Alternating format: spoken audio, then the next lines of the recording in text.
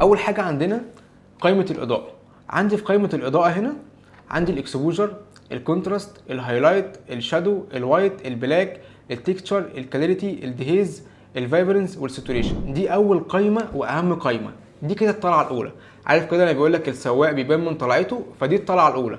لو انت ما ظبطتش الاضاءه بتاعت الصوره بتاعتك صح وعملت بالانس مظبوط ما بين الهايلايت والوايت والاكسبوجر، كل اللي جاي صدقني هيبوظ منك. فركز معايا في الخطوه دي عشان بجد هتفرق معاك قوي بعد كده. اغلبيه المصورين بيجيبوا الصور الكونتراست بتاعها بيكون عالي، فانا عايزك تقلل الكونتراست كده. بص كده احنا رايحين كده، يعني اول الكورس فيه تريكايه. معظم الناس بتعمل ايه؟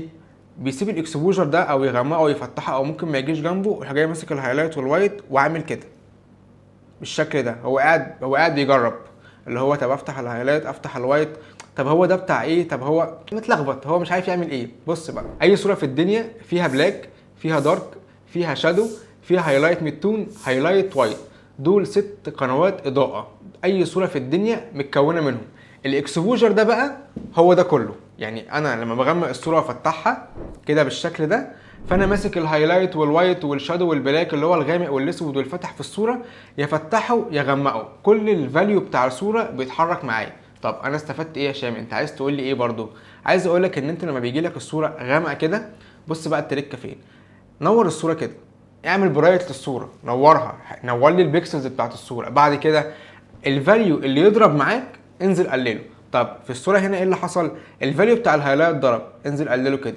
الفاليو بتاع الوايت ضرب، انزل قلله كده. الفاليو بتاع الشادو ضرب، انزل قلله كده. فايه اللي يحصل؟ انا عملت دايناميك رينج في الصوره، نورت لك الصوره، بعد كده عملت ايه؟ بدات اغمق الحاجات اللي ايه اللي ضربت مني. فدي احسن تركه تطلع منها باضاءه كويسه جدا في الصوره، مش العكس. يعني غلط جدا ان احنا نعمل الحركه دي، ان انا مثلا ابقى قافل الهايلايت كده وعامل الوايت كده. لا، الاتنين دول بيكونوا نسبه وتناسب مع بعض بالشكل ده كده. خلاص انا كده نورت الصوره بتاعتي، ظبطت الهايلايت، ظبطت الوايت، ظبطت الشادوهات، البلاك بتاعي. البلاك بقى بص، هو هنا لابس بدله قطيفه، خلي بالك ان انا لو جيت عند البلاك ده وقفلت كده، البدله القطيفه اصلا بيكون فيها تكتشر خامه.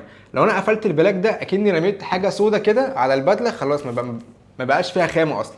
فخلي بالك، فعود نفسك وانت شغال على السلايدر بتاع البلاك ده تكير. فانا هقفله سيكه بس كده. بعد كده هنزل. شايفين قائمه التكتشر، الكلاريتي، الديهيز دي؟ ايه القائمه دي؟ لو انا مثلا ساعات بيجي صور كده المصور بيصورها بيكون العدسه مفوته شويه، فلو مزغلله كده بالبلدي. فايه اللي بيحصل؟ بيروح جاي داخل زوم ان كده على الوش.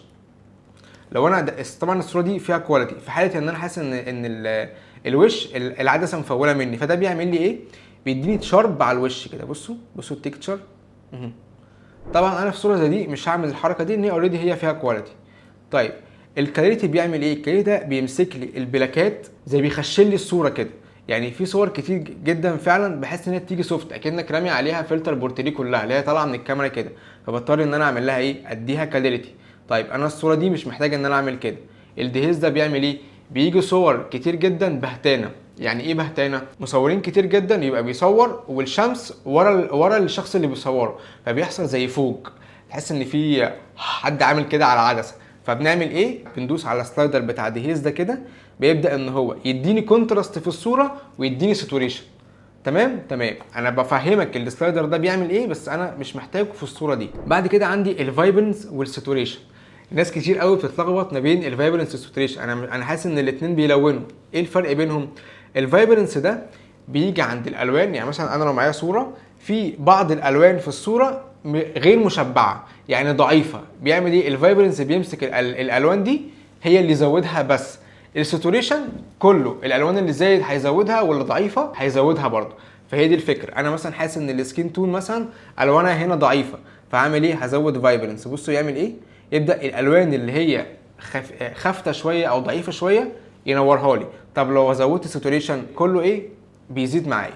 ده كده الفرق بينهم. طيب انا في الصوره دي هعمل ايه؟ انا في الصوره دي عشان اوريدي اصلا الصوره كلها الوانها مش عاجباني، الصوره كلها الوانها لو ساتوريشن، فهعمل ايه؟ هزود الساتوريشن كله على بعضه كده. طيب التركه هنا بقى، اي سورس يجي معاك ما فيهوش لون، يعني انت حطيت الصوره رو على اللايت روم وطلع ما فيهاش لون، ظبط الاضاءه وروح ادي ساتوريشن في الصوره بتاعتك، هتبدا ايه تحيي الصوره بتاعتك. تمام. هننزل كده خلصنا قائمه الاضاءه. الحاجه التانيه بقى المهمه، ننزل اي صوره رو بيكون فيها نويز ريدكشن. ايه النويز ريدكشن ده؟ اي صوره بصوا بيكون فيها نويز كده، انا هزوم ان اهو، ده نويز. ليه في نويز؟ طبعا الحركه دي مش موجوده في الجيبك، يعني انت لو مصور جيبك ما تعملش الخطوه دي. الصوره الرو بتكون خام، فهي طالعه من الكاميرا غير معدله، فلازم نعمل ايه؟ لازم نيجي عند السلايدر ده ونزوده كده لحد كام يا اتش، يعني اخرك مثلا 30 35، اكتر من كده هتلاقي الصوره بقت عجينه معاك. فانا ممكن ازوده مثلا لحد 25 كده. تمام. بصوا بقى، الاماونت اصلا بيجي من الكاميرا في الشرب 40. عايز تزوده زوده، بس انا مش بحبذ ان انا ازوده، لان هو ساعات يعني ايه بيزود معايا النويز شويه.